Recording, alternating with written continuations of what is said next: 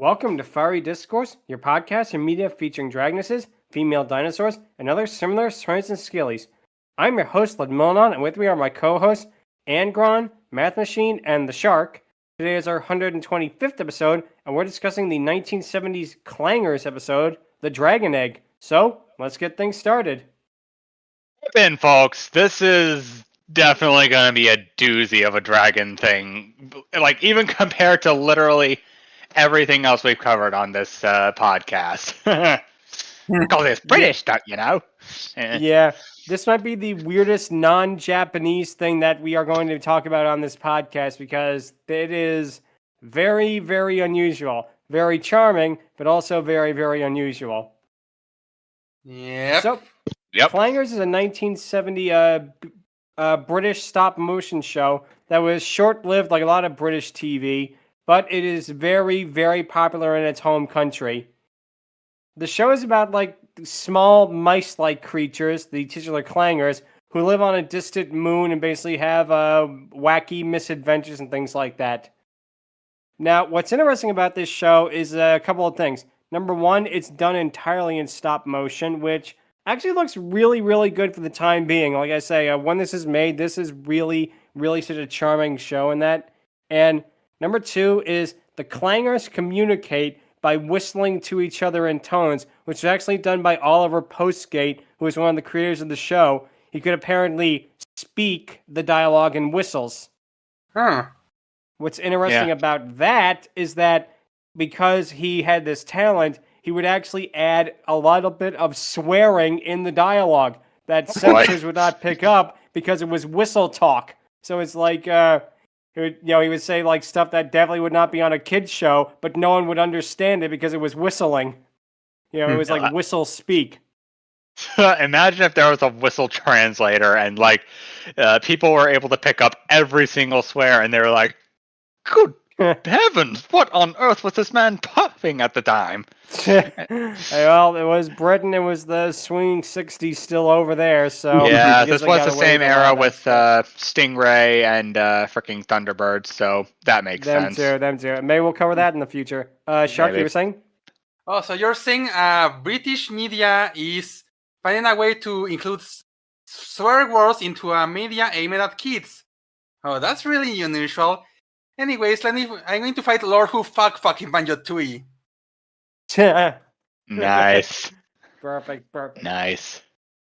So, yeah.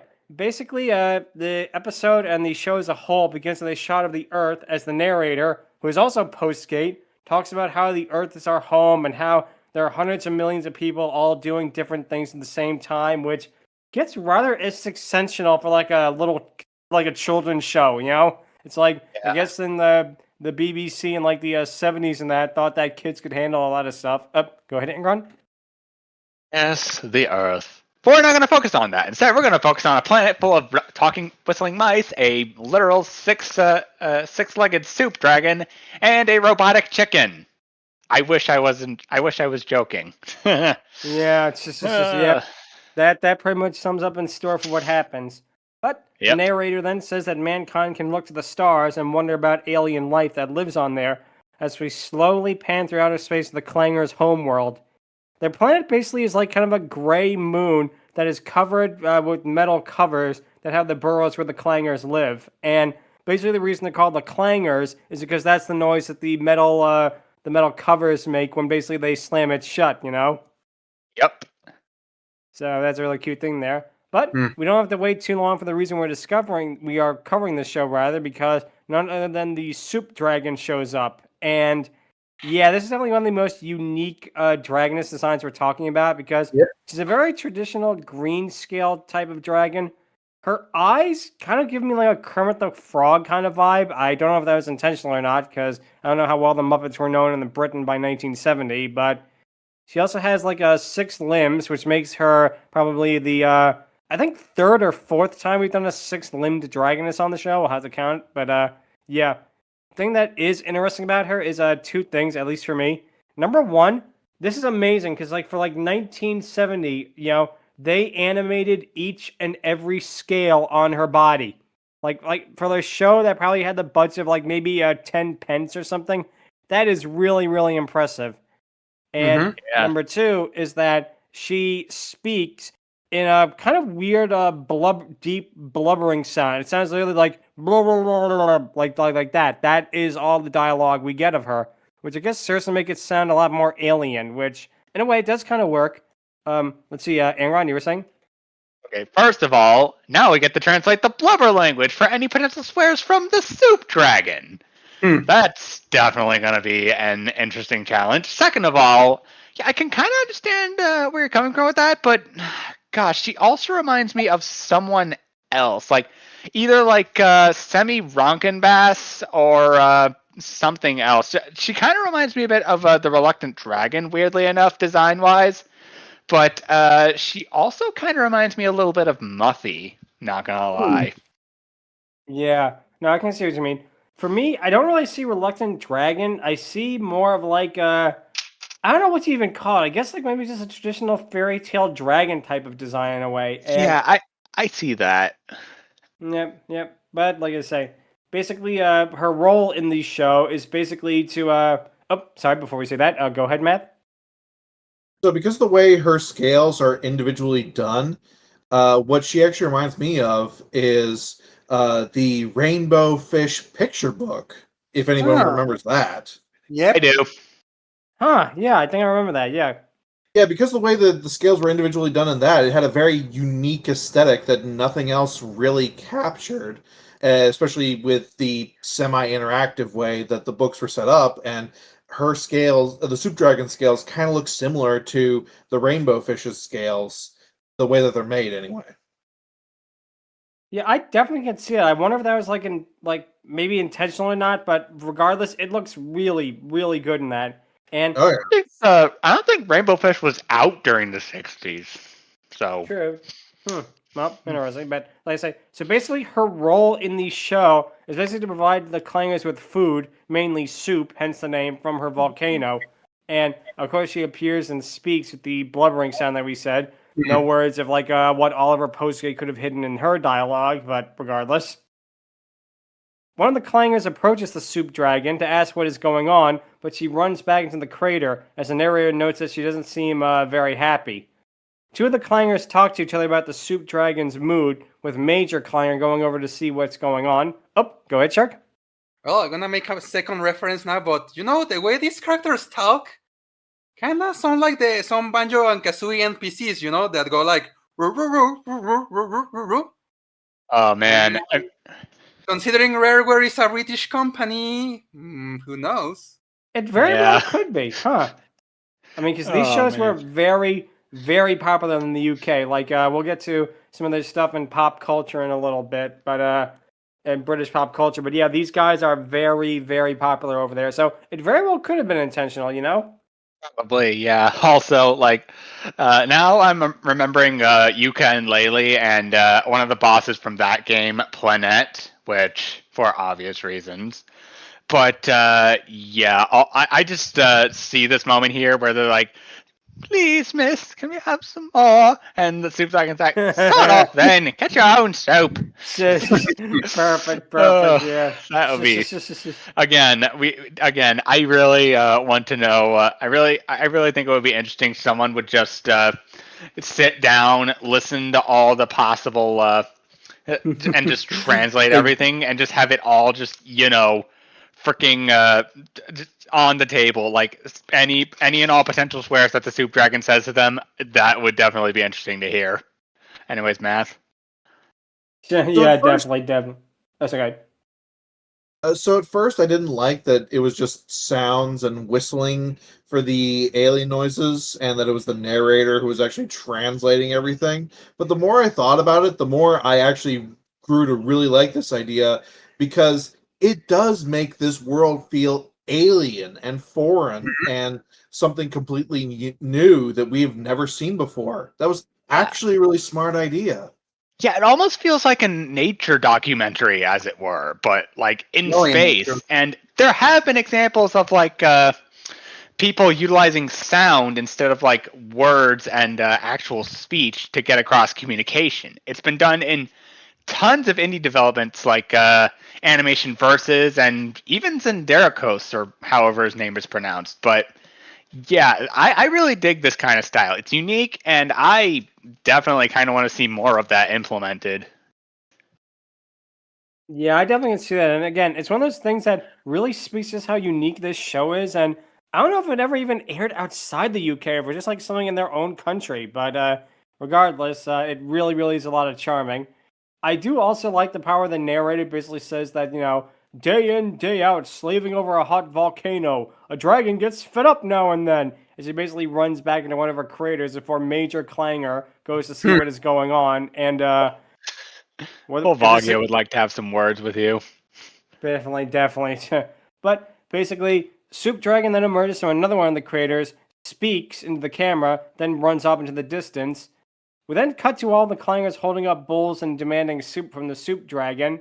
He basically runs by them and yells at them before running off again. And this is a moment that I don't know if it was meant to be funny, but it definitely got a good chuckle out of me. After she does this and basically runs off and that with like a temper tantrum, they all just hold up their bowls and still scream for soup. It's like something out of SpongeBob, like the Bikini Bottomites would do with like the Krabby Patties and that, like the kitchen would be on fire and that, and like the cash register would be exploding, and they're just like, "We want our Krabby Patties!" And stuff like that. Where's my burrito? Where's my burrito? That too. Go ahead, Matt. Well, obviously they really want this because, as Adam Driver put it, it's good soup. Perfect. Nice. Yeah. Oh man. It also kind of it's also kind of funny just being like, soup, please, let's go more. Sort off your gets. And just walks off like, more soup, and she just completely ignores them. Yeah. So does this mean no soup? No. Anyway, Shark. Yeah. This is how Kirby feels when he has to serve the Waddle Dees at the cafe. Oh god. That too. Surprised no one did a game like that. That would be interesting. Yeah, like all the Wildies are there, and freaking Kirby and Bandana Wildie to an extent are like serving all the stuff, and then all of a sudden Kirby's like, Pio throws down his hat and just freaking walks off to take a little break. All the Wildies are just like, it's like mass pandemonium. Yeah. Kirby would probably just eat them all. Yeah, definitely. But yeah, so what happens though is that the Soup Dragon then runs up to the macaroni branches and begins picking it, which is interesting for a couple of reasons. Number one is that the macaroni just looks like giant piles of spaghetti. Number two is that the reason they have macaroni branches, and this is a true thing, is that pasta was still considered somewhat of an exotic food in the UK when this was made, believe it or not. Huh. Yeah, hard Nice. to believe, There's a time when like generally like pasta was like nearly unknown in some regions and some areas. So I guess in a way that makes it a little more alien. Oh, go ahead, Shark. Yeah. No wonder the princess was the one that could make lots of spaghetti. That's No one. It's a very much royal food in the Mushroom Kingdom. Very much so. It's just. But basically, the Clangers all run up and help her pick the quote-unquote macaroni. They all place it on a pile on the ground. As one of the Clangers goes to ask the Soup Dragon what's wrong, she yells at the Clanger to go away as it goes to two larger Clangers. The other two decide to go indoors and leave her alone, but the lone Clanger sees a music tree, which this looks really, really creative. Like, this is probably one of the most single creative shows that I have ever really seen. Like, it really, really, like, this is a kind of show that it could only be made by, like, a singular vision in that, with some of these like, concepts in that. The music tree basically is a Christmas tree with music notes all over it. The Clanger basically stands in front of the tree as the notes light up and plays like a little musical tune. And again, it's just such boundless creativity. It's like whoever made this, or like Oliver Postgate and the other guy who made this, like this is really, really impressive stuff. Like this is like Henson level of creativity going on here, Yeah. Shark? Yeah, I do wonder that if the people, since this is stop motion, did the people here eventually, or at least some of the people, went to work on the Wallace and Gromit stop motion shorts? A little bit. That would be interesting if they did. I could definitely see why, because even though it's not really like a claymation in that, it still is something that looks very similar to it with its stop motion style. But even though the Clanger is playing lovely music for the Soup Dragon, She is standing underneath the cloud as it begins to rain on her, causing her to bury her head in one of the craters. Well, I guess we can only say one thing about this. The Clangers, they tried soup and they tried music, so now they can only do one thing. They're going to have to take her jellyfishing. Nice. nice. Classic. But basically, what happens is the Clangers look up to the sky where they see a satellite made of junk flying overhead, and this is the moment where I had to actually basically stop when doing my notes and realize that this is probably some of the weirdest notes I have taken in a long, long time. Like, not even anything in Isekai month had anything that was like this utterly like bizarre and out of nowhere. And I'm sure like generations like British children who saw the show was like, oh, this makes perfect sense in that. But to me, it's something where I actually had to pause the video and was like, what is going on here? And it turns out that this is the Iron Chicken, which is a chicken made from scrap metal. So we have a robot chicken that is way better than the other robot chicken, thankfully. Yep. Also, hello? Hey, what's up? Hey, I need your help. Hey, what's up? Yeah, I need your help. Can you come over here? No, all right, now I'm busy. What do you mean you're busy? I can't come over. I'm busy. What do you mean you're busy? I mean, I'm at soup. What do you mean you're at soup? I'm already folding it up, but we had to work that in somehow. It's a show about a soup dragon, and that show has soup in it, so might as well. Why are you looking for dragons at a soup store? Fuck you! You had to just get the punchline out there. We flubbed it up, so I might as well just crash land. Perfect. Absolutely perfect. Wow. But yeah. So basically, I'm buying clothes. That's what it was. Yeah. But basically, what happens though is that again, the Iron Chicken was definitely something I was not expecting to see in this show. Like, I could end up like understanding the rest of it, but this was something that I actually had to stop and pause and be like, okay, what are we watching? But then when I continued it, basically, Tiny Clanger, who is the smallest of the Clangers, and sadly, we do not get a DK rap for all the Clangers. That's something that we definitely needed, but regardless. Wonder who's going to be the chunky of the group. Also, basically having a mechanical chicken who is basically the genius of the group is ironic in many ways, but it's the kind of zaniness and creativity that only someone like this show's creator could make, apparently. In any case. Yeah, I definitely could see that for sure. So basically, what happens is Tiny Clanger tells the Iron Chicken what's going on, that the soup dragon is being broody and collecting macaroni all over the ground. The Iron Chicken knows what to do and tells the Clangers to get an iron egg, a diamond, 4 notes of music, coppered leaves, 4 drops of water, and to shake it. And I love that it instantly cuts to them instantly having the ingredients. Like it reminds me of that moment in SpongeBob with Scuba and the ghost, I want a cherry pie, and Pat just pulls it out of nowhere. Where'd you get that? I found it. Find it again. Okay, you're spookiness.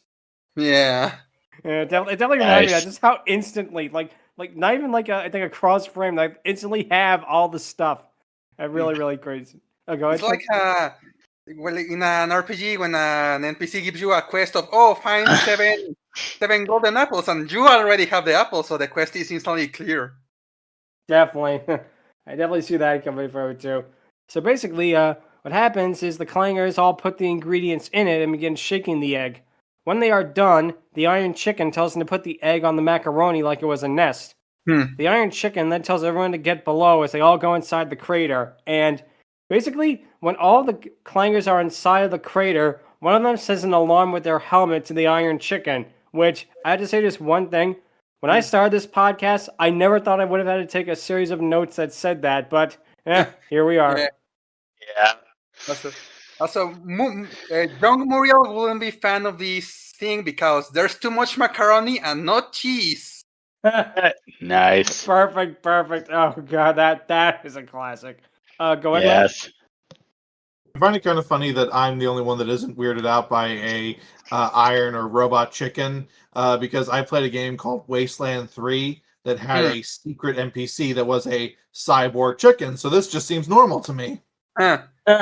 Nice. All this is pretty normal to me, but good lordy, is it still pretty jarring to see a robot chicken in a junk satellite over a planet of absolute oddities at this point. But hey, you said I'd probably be at home with the robot, so who knows? Yeah, definitely. So basically, what happens next is that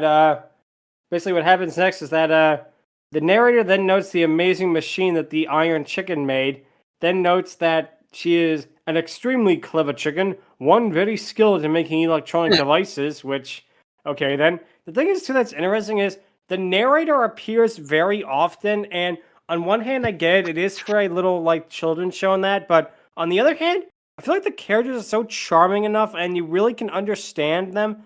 I don't know if the show needed a narrator, if it was, like, forced on them, because it's one of those things where I think even if it had no narrator at all, you could kind of understand what was going on in each scene, you know? It's kind of one of those things. That being said, I do like that the narrator is in here. Again, it makes the show feel like we're watching a sort of like imaginative nature documentary. Like, it doesn't really have to be completely deadpan serious, but it does help for those who aren't exactly as great with social cues or like just overall visual cues, you know? Yeah. Yeah. No, I definitely agree with you. So, basically, go ahead, Matt.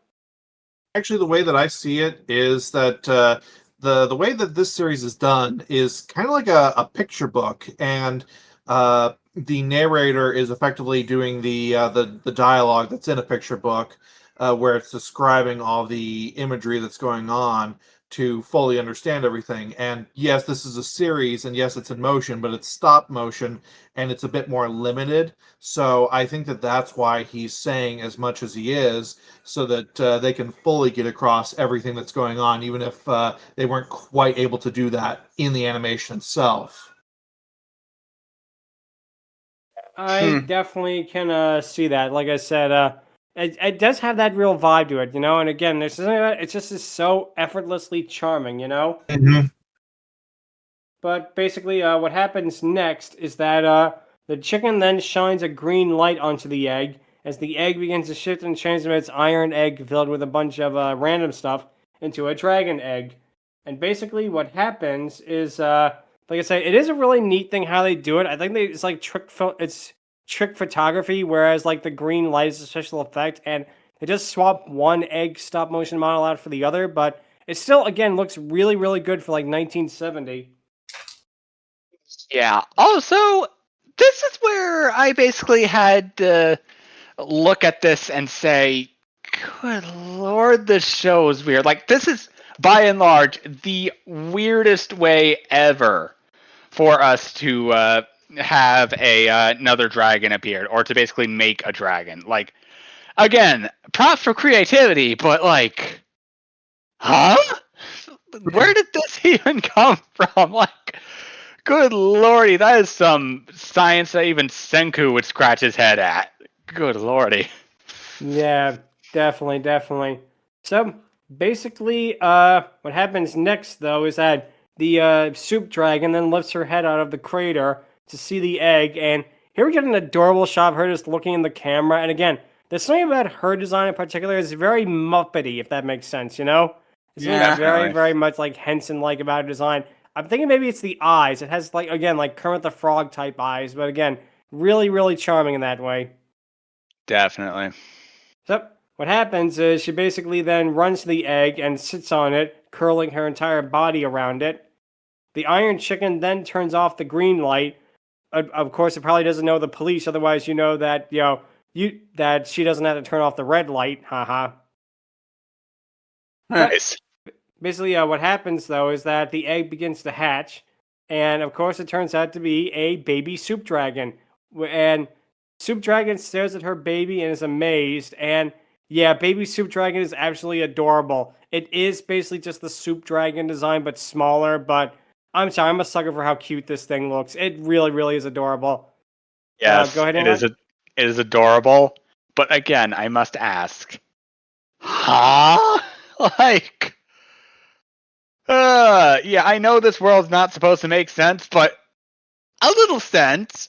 Just saying. Just saying. Anyways, Yep, I definitely can see that. So basically, what happens next is that the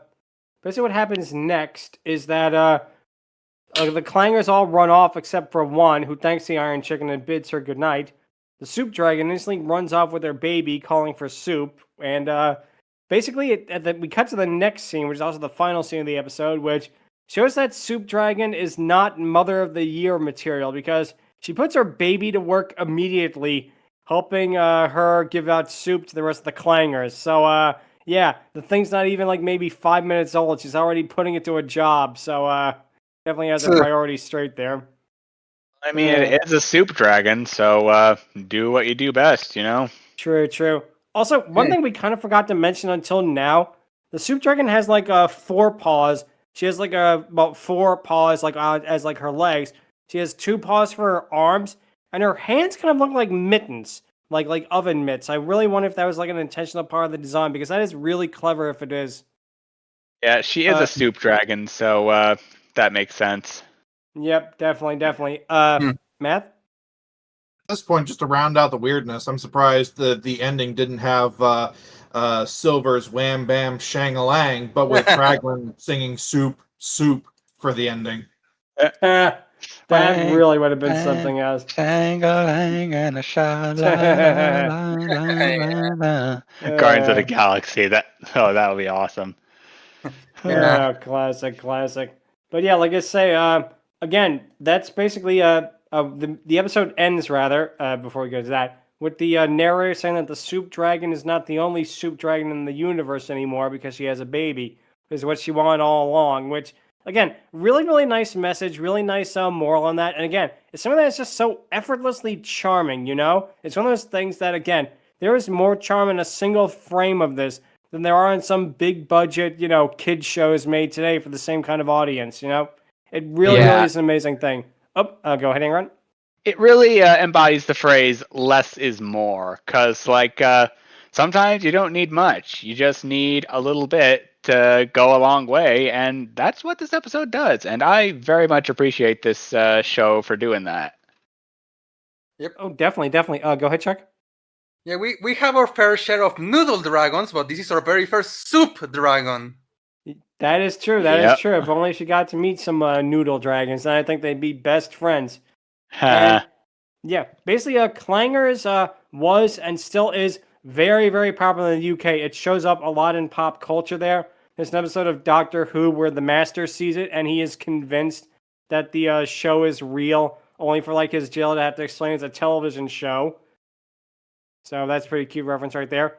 In the Alan Moore's League of Extraordinary Gentlemen comic book, the Amazon women on the moon apparently eat clangers as a food source, and they also make a small cameo appearance. And when I first heard of that, I just saw the movie Amazon Women on the Moon, which, if you haven't seen it, it's like kind of like Kentucky Fried Movie, and yeah, very weird film. Let's put it that way. Very interesting. Oh, did you say had that happen where Amazon women eat clangers? Alan Moore's League of Extraordinary Gentlemen. Interesting. Yeah, he actually put that in. And I'd be remiss if I did not mention the Scottish, basically a post-punk / grunge band called Soup Dragons, named after the character. They kind of were like, yep, they actually are called the Soup Dragons. Basically, what they were is they were basically an attempt to basically bring the kind of music over the state to the US and that. They were a lot more popular in the UK. Basically, what happened is in 1992, they got their biggest US hit called Divine Thing. It almost basically was number 3 on the rock charts. That it was like a big hit in that, but it still could not break the shadow of Nirvana and Smells Like Teen Spirit. And I think they were one of those bands that, at least in the US, kind of hit hard and faded away. I'm kind of surprised Todd and the Shouts never did an episode on them, but regardless. Again, it's interesting that they took their name from this show, and I think the thing that just proves how popular Clangers is in the UK is it got a revival in 2005, which is like rather 2015, basically, which is basically 45 years after the original. It actually looks really charming in that. It's still stop motion in that. Still has the same type of thing. The color scheme is a lot brighter, especially on the characters and that. So I guess they kind of had to change it a little bit. But in terms of what I've heard from the story and like the actual characterization, that the creators of the original actually really approved of it. So that shows that it's pretty good. The thing that is interesting about the new Clangers is the narrator, or should I say narrators, because in the UK, they got Eric Idle to do the narration for it, you know? And that, again, is a pretty interesting choice, considering that in the original version, they decided to get one of the creators to do it instead. But what's more interesting is that this version of Clangers apparently made it to the United States, where they got none other than William Shatner to narrate the show. Oh, wow. Dang. Yeah. Wait. William Shatner narrated a version of Clangers? Yeah. Version that aired in the United States, because apparently, I don't know, I guess they thought that the British narration would put off children or something. I don't know. But regardless, If, like I said, if the show was French, they should have gotten Tom Kenny then. that would have been amazing. That Probably, really would yeah. have been something. But yeah, like I say, this show really is just so effortlessly charming. Like I say, it is so adorable, and it is so great. I mean, it's one of those things that I honestly, when I first heard of it, I thought, oh yeah, some weird British stupid stop motion show. Hey, it could be good for a laugh. I watched it. I came away with a big appreciation for it, because it's one of those things that it's like it's children's entertainment that cares about the children. And in this day and age with like Coco Melon and with like YouTube short slop and that, we need stuff like this more than ever, you know? We really do need stuff like this kind of show. And the thing also, to kind of get off topic for just a brief second, the Soup Dragon does show up in the 2015 revival, so we'll talk about that at a later date. That'll be really a lot of fun. But yeah, just this show as a whole, it's one of those kind of kid shows that the Brits really seem to do pretty well for a while, you know, with stuff like this and, you know, Thomas the Tank Engine and stuff like that. You know, they really had this kind of stuff down to a science for a while. But yeah, like I say, really the kind of kid show that I honestly think, aside from like maybe the British accent, you could show a kid this today and they would love it. I think they would just eat it up, you know? Yeah, easily. Yep. Well, that also brings us to our question of the week, which is, what is your favorite stop-motion animated shows? Now, I do want to stress this is a television show, not a feature film, because I think we did that when we did the Gumby episode, which is a very long time ago, but regardless. Also, other media as well. Well, technically. Yeah, no, true. By all means, we don't just have to be a TV show. It could also be like other types of film as well, like episodes of singular TV shows and that. But yeah, my answer is going to be one that, well, I just kind of gave it away a second ago, is going to be Gumby, because like Clangers, like we pretty much said everything I had to say with the Gumby episode, but again, that was over a year and a half ago, so that was rather a while ago. But regardless, Art Clokey is one of those guys like Walt Disney, like Jim Henson, like that. This is a guy that had a singular vision. He knew what he wanted. He worked his butt off to get this done. And like I say, I don't want to keep self-promoting the Gumby episode, but if you don't want to check it out at the end. The link will be to it, because this guy Art Clokey, what an amazing life this man led. Like, what a story. I'm shocked no one did a biopic on this guy. But yeah, but Gumby, getting back to that, there's just a freedom to it. There's like something that you wouldn't see made today with conglomerates, like IP reboots, stuff like that. Like, you could tell something like Gumby or even something like Clangers. They are the singular vision of what people wanted to make. And the thing that's amazing about Gumby, too, is how much time it took to make an episode, because like Clokey and crew, they're pumping out like maybe 20, 30 of these a year. It took maybe like a day to get like 30 seconds of footage if they were lucky, you know? So kind of no wonder that he kind of dropped out of society, became a hippie guru for a while. Then, but again, that's more of that episode. But yeah, in general, Gumby is one of those shows that it really something that's it's just so effortlessly creative with its world building and its characters and that. And again, just even if you don't like the stories, just the animation is a feast for the eyes, you know? And how I first was introduced to it was, believe it or not, during COVID, lockdown, bored. I see like there's a YouTube channel for it. I'm like, oh, I've heard of that show. Could be funny. I watched it and it just like clicked with me for some reason. It's something that, again, really incredible stuff right there. Sorry, Shark, what were you going to say? No, I was agreeing with you. Oh, yeah.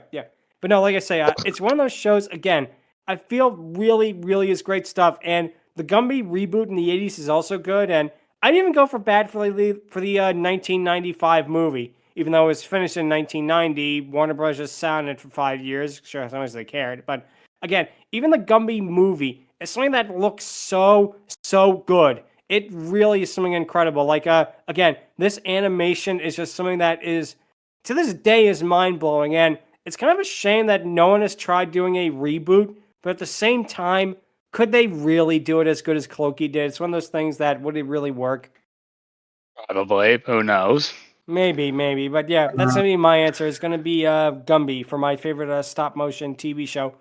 I would also say maybe Henry's World, because that was really cute, the episode we did. I definitely want to check out more of that in the future. But yeah for my answer, it's probably going to be definitely Gumby. So, Angron, what would your pick be?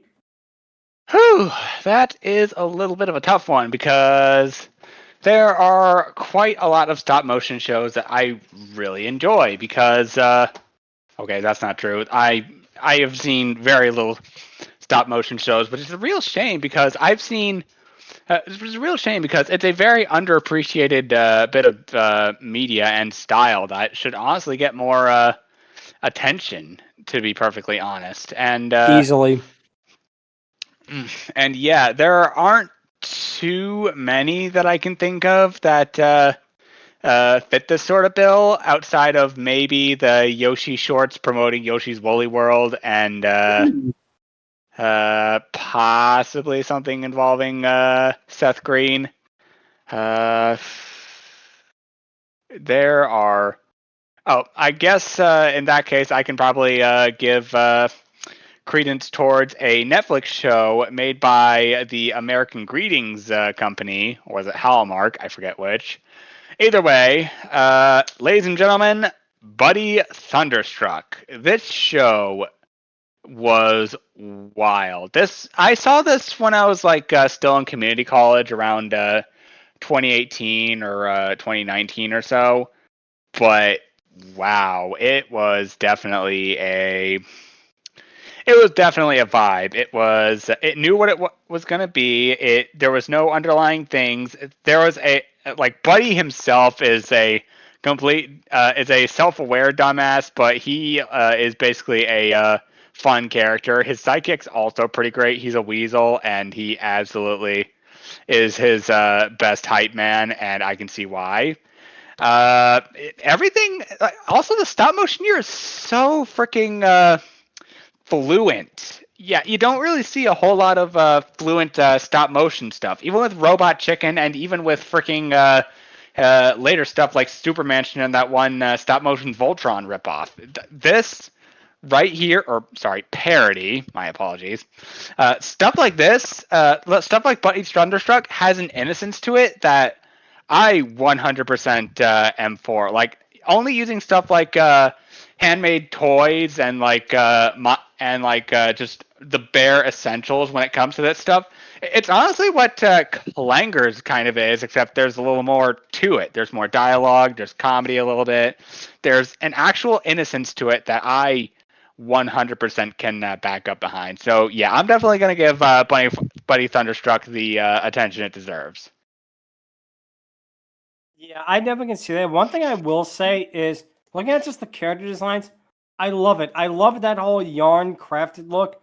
Like I said, it does kind of remind me of Yoshi's Crafted World, aka Yoshi's Woolly World in a way. And yeah, I definitely want to check it out because it really, really does look cute. Like I said, just the character design alone, it looks really, really fun. And again, it does sound pretty good too, the story and all that. Yep. Just blame it on the thunder. Definitely. Like I said, definitely looking forward to maybe checking it out sometime. But yeah, great choice right there. And surprising of all things, like the Hallmark American Greeting or whatever it was making that is surprising considering how cutesy a lot of their other stuff is, Definitely. Yep. Sounds really, really good. But again, that is really a good choice right there. So let's see, Matt, what would your pick be? Well, obviously, it can't be anything but Santa Inc. Now, can it? Ooh, the less we talk about that show, the better. Special shout out to Gumby as effectively the originator of this for television. Amazing show. We've said a lot about it already. I pick, and this is probably one of those been lost to the passage of time shows. Bump in the Night. I've never heard of this, or at the very least, I'm not fully familiar with it. So Oh, what? Yeah, wow. I think I remember that. I think I've seen them. I think I've seen them too. At I least know in that green Disney or guy. I'm something so like sorry. that. Yeah, Yeah, this continue, is one of those continue. shows that people probably don't recognize until they actually see the characters for it, and then something will click in your mind, because this was a show that was on TV everywhere back in the 90s and just had no staying power, unfortunately. But because of the creativity and how unique it was, it had sort of a lasting impact on people. The show is basically the idea of those creatures under the bed, or that kind of stuff, and what they do at night when the kid is asleep. Uh, Jim Cummings was the titular character, Mr. Bumpy. They had Rob Paulson as his sidekick, Squishington. Uh, Gail Mathias as Miss Molly, the rag doll, and it was just their misadventures throughout the night and all the wacky shenanigans they got into. It also did a thing that I love in series that I said with Chalk Zone, and you do not see this with series. Every episode had an end of episode music video and original song to it. Interesting. I'm looking at Awesome. this, and this very much reminds me of Real Monsters from Nickelodeon. Like, the style's different, and the premise is very much different, but I can kind of see similarities between the two, you know? I would chalk that up as very similar inspiration, where Real Monsters tried to go for like a monster's perspective and try to be interesting from Klasky Supo's imagination. This was more like a just focusing on the singular bedroom and all those kind of imaginative things that you would expect. Like the monster in your closet is literally just your piled up clothes. That kind of idea. Yeah, that definitely. Wow, that sounds like I say. I know I see that show. I recognize the little green guy, and that is so cool. They did the musical numbers. I love when they do that because it shows the amount of effort that was put into it. And like I said, is this show airing anywhere nowadays? Because like I said, really, really looks great. You know. Airing, no, unfortunately. Like this has not been shown on TV since the 90s. Uh, it's gotten a few DVD releases, but they are very few and far between. It took 20 years for this to get any kind of release at all in the first place. It is one of those shows that unfortunately just seems to be forgotten about. I think it's streaming on like Roku or Tubi or something, but like nowhere on the major streaming platforms. Yeah, that's a shame because wow, this thing looks amazing. You know, this really, really looks great. Just the art style alone, the fact that like I can imagine like every little like head front of his in that moves, and man, that definitely looks like something I want to check out. You know, because wow, I love that kind of art style. It has like that whole I not even like Ren and Stimpy. I guess more like maybe a Rocco or that kind of like edge, but like a soft edge. And man, I gotta check this thing out because I really do remember the green guy. I remember him. Maybe I had like even like a rubber toy or something of him somehow, but I do remember that guy in a way. I have never seen this show, but I might put it on come Halloween and see what all the hubbub is about. Definitely.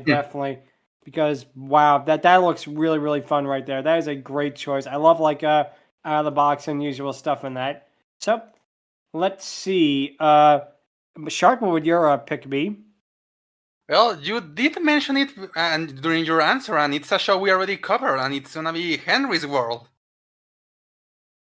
Nice. Ooh, nice one. Yeah. So, well, you know how it works. Like, you saw the episode. There's this kid that whenever he eats his carrot food, he can make a wish. And, well, crazy stuff happens, but, there's friends, there's stories, the dragon we discuss about.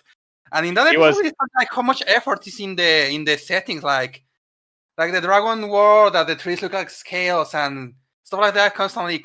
Oh, go ahead, Angron.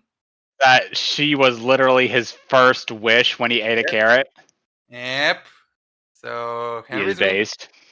Well, He yeah, definitely has the good people so taste. often they travel through many other worlds that they're so unique. Like I think one of the Christmas one is probably one of the most creative. But well, it is Christmas, so of course they have to go all the way out. And yeah, I'm not gonna go much onto it because well, we have a whole episode dedicated to that show. So to anyone listening, if you're curious, check our podcast episode on Doris, please. Definitely. I wish you could link 2 episodes in the description, so I'll definitely have to see what happens there. But yeah, basically, like I said, is that that is another really great choice right there. I am very, very glad you picked that because again, that's another show I'm really glad I got to watch for this because man, it looks like a lot of fun. It was a lot of fun, and it's another show I want to check out more of. So charming, so great, and again, Doris is fantastic. Like if you haven't seen that, definitely 120% check it out. Yeah. Yep. So yeah, really, really great choices here. I'm glad that we got a really unique selection of answers in that. 2 of them we have seen, 2 of them we haven't talked about, and yeah, definitely would be really interesting. So, like I say, now it is time for the patent pending Dragoness Scale, where you rank the Dragoness. This one is going to be interesting for Soup Dragon because she's meant to be, because unlike a lot of other Dragonesses in the Dragoness Scale, she's meant to be more innocent if such a thing works out, if such a thing can be said about her. And I love the design, I love the scales, I love like the mitten hands, I love even like the blubbering voice. It's not, maybe it could have been a little more high pitched, but the fact that it just makes her sound more alien really, really works. So I'm gonna give her, and I really hate to do this, I'm gonna give her a 9. I really want to give her a 10 because man, she's just so adorable, and I love her and that. But I don't know, there's just something about it that's just one little thing off. One little thing. Like I get the whole thing with her not talking and that, but I feel like I don't know. It is a 9 minutes short, and she's in it for a lot, so you can't even give that as an excuse. But I don't know. Maybe I'll change it to 10 like a couple of minutes. We'll have to see. A really professional thing going on here. But like I said, for right now, like right this nanosecond, it has to be a 9 out of 10 because there's just something holding her back. I don't know what it is. It's just something. Now, that being said, is she adorable? Yes. Is it a fantastic design? Yes. It is something that really, really is great. And I am so glad that we got to talk about her. And I can't wait to talk about more her in the future. So, let's see. Angron, what would you give her? I'm going to give her an 8 out of 10. Yeah, I didn't really grow up with this show. I really didn't really... Let me start over. I didn't really grow up with this show. I haven't really formed a connection with the characters. I sort of have. I sort of had when I watched the thing. But yeah, just looking at her design and her character, it's okay, but it could be a whole lot better. Like, it's fine for what it is, and showing a more clearer picture of her definitely helps. But yeah, given the show's visual quality and the fact that the character itself was decent, I'm comfortable with just giving her an 8 or 7. You know what? Yeah, I'm just gonna go with a 7 because she's not bad, but she could be better. Yeah, no, I hear you. I don't know if I'd go that low with her just because the design is so charming, at least to me, but I definitely see where you're coming from. No, it's all good. It's all good. Believe me, I'm not trying to sway your choice or anything like that. You're your own person. 7 out of 10, perfectly fine. That's the thing with the Dragoness Scale. It's your opinion. Stick with it, kind of. But that's pretty good. Let's see. Yeah, I think I'm gonna go with an 8. All right, initial 8. Okay, it's all good. So, Math, what would your pick be? When I first saw the character, like I said, instantly I thought of the rainbow fish. So I immediately was like, oh, I really like this design. The character looks great. The scenario they have her in is charming. The world itself is fantastic. So it just allows for these imaginative characters like this, and her effectively just existence being making and distributing soup. Hey, why not? That's a cute, fun little thing. Sure, let's roll with that. I do like the grumbles that they give her, and I do like how much she was in the episode. That is actually appreciated. In a 9 minute short, she's basically in About half of it, if not more. What makes it a 9 for me as well is, weirdly enough, as much as I do like the grumbling and they aren't speaking makes it foreign, as I said earlier, it makes it sound alien and seem like an alien world rather than ours. It does take away from the character a little bit. I wanted to hear something from her rather than it being the narrator personifying it. And as much as I do like the charm of that, it just feels like we're missing just a little something from her because of it. Yeah. Yeah, that's why I'm landing on a 9. Okay. Yeah, I understand exactly where you're coming from. Like I say, again, it's one of those things that she really, really is great, but let's say at the same time, she really is, I definitely see where you're coming from with a lot of it. So yeah, 9 out of 10 definitely is a good thing right there. So let's see, Shark, you're the last one. What would your thing be for the Soup Dragon? Kind of interesting because, yes, many of you have said that the design is great and like the whole, like the concept of a space dragon that serves soup is nice, and the whole story with her having an egg and at the end with her kid is all heartwarming, and also yes, it's really for a very short. She does get to shine a bit, but I do say a bit because I think the main, like what you were saying, like there is something that holds her is the fact that she kind of disappears for a while from the short. Like she hides, and then we have like she's missing for like a third of the show. And honestly, when I watched this, when she returned to the short, I unironically actually said, "Oh yeah, there's a dragon in this thing." So not the best of signs, but anyways, for what we get and for what we see, it's fine. So I'm gonna go with an 8 out of 10. Yeah.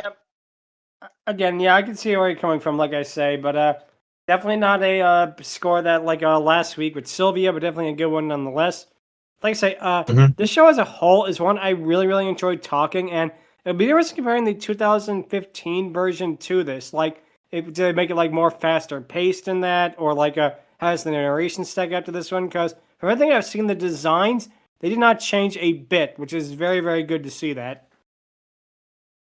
So, yep. Also, one other thing I want to say just before we end this episode, we managed to go a whole episode with a character named the Soup Dragon, and we didn't reference Seinfeld once. And the reason we didn't is because of the character's name, but regardless.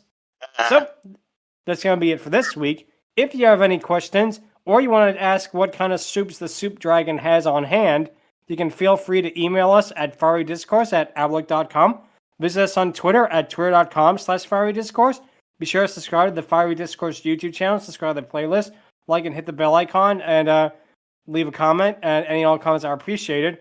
Also, one of our co-hosts, Lucky Evie, is also looking to move to a group home in the UK. That will also be in the description. Any all help is appreciated.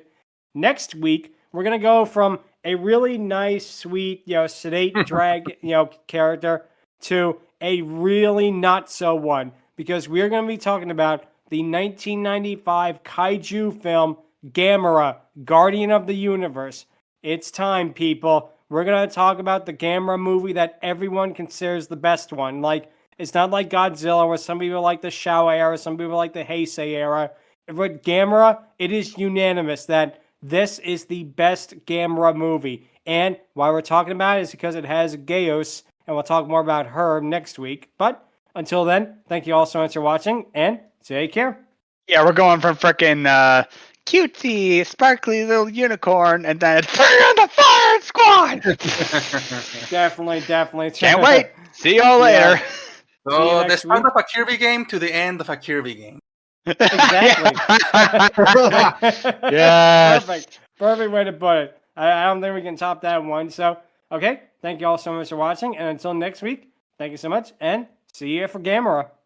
There we go then. Adios. Bye-bye. See you all next week.